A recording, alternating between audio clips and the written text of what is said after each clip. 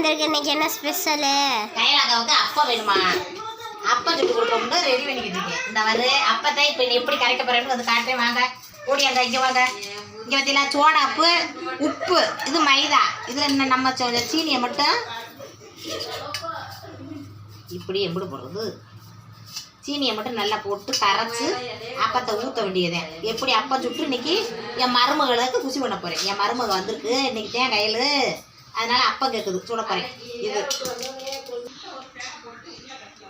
இந்த வத்தியில் மாவு இந்த பதத்துக்கு நீங்கள் பிணைஞ்சுக்கிறணும். இந்த பதத்துக்கு பிணைஞ்சு நல்லா கையை வச்சு நறுக்குன்னு பிணைஞ்சு அதுக்கப்புறம் எண்ணெய் காஞ்சதுக்கப்புறம் அள்ளி போட வேண்டியது. இந்த பதம் இருக்கணும். அப்பத்துக்கு வந்து இந்த பதம் இருக்கணும். ரொம்ப கட்டியாகவும் இருக்கக்கூடாது, அதே சமயம் ரொம்ப தண்ணியாகவும் இருக்கக்கூடாது. பார்த்துக்கணும். பார்த்தீங்களா இப்படி சோடா உப்பு சீனி இதெல்லாம் பிணைஞ்சு இந்த மாதிரி எண்ணெய் காய் வரைக்கும் இப்படியே வச்சுக்கிடுவோம். இந்த பதத்தில் அள்ளி ஊற்றுனா இப்படி இருக்கணும். இந்த பதத்தில் அப்படியே இது வச்சுக்கோங்க. இப்போ இன்றைக்கி எப்படி அப்போ வருதுன்னு பாருங்கள். என் மருமகளுக்கு சுட போகிறேன். இது பார்த்தீங்களா எப்படி பொஸ்கு பொஸ்குன்னு வருதுண்டு. இப்படித்தான் அப்போ ஊற்றணும். இப்படி ஊற்றி இப்படி இது பண்ணணும். நல்லா வந்துன்னு இருக்கா. நான் அப்பம் சுட்டு முடிச்சதுக்கப்புறம் எப்படி இருக்குன்னு காட்டுறேன். பார்த்தீங்களா பொஸ்கு பொஸ்குன்னு நல்ல ஒரு அப்பம் ரெடி ஆயிடுச்சு. இப்போ போய் மருமகிட்ட போய் கொடுக்குறேன். மருமகளே எந்திரி மருமகளே, இந்தாங்க அப்பா வந்துருச்சு. ராசத்தை எந்திரிக்கத்தே, எந்திரிங்க எந்திரிச்சு பிச்சு கட்டுங்க மக்களுக்கு. எப்படி இருக்கு அப்பா? பஞ்சக்கா வந்து கையில் வந்து ஒரு அப்பத்தை பிச்சு சாப்பிட போகுது. பார்த்தீங்களா உள்ளக்க மாவே இல்லாமல் எவ்வளோ பஞ்சுன்னு இருக்குண்டு.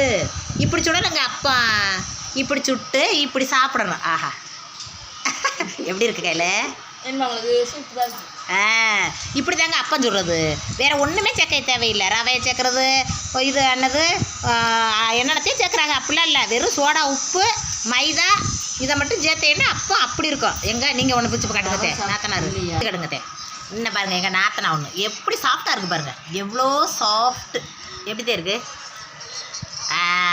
பார்த்தீங்களா இப்படி தான் சுட்டு சாப்பிடணும். இப்படி நாத்தனார், இப்படி நாத்தனா மக, இப்படி நாத்தனா மாமியாண்டு எல்லாரும் குதூகலமாக சந்தோஷமாக இருங்க. என்ன வாழ்க்கையில் முன்ன பின்ன பேசி நாங்கள் சிரிப்போம். அதையும் வீடியோவை எடுத்து போடுவேன். அதில் முன்ன பின்ன நீங்கள் என்ன வேணாலும் நினச்சிக்கோங்க. எங்கள் நாத்தனாருக்கு நான் ஒரு ஜாலிக்கு பேசிக்கிட்டு இருந்தேன். என்னத்தை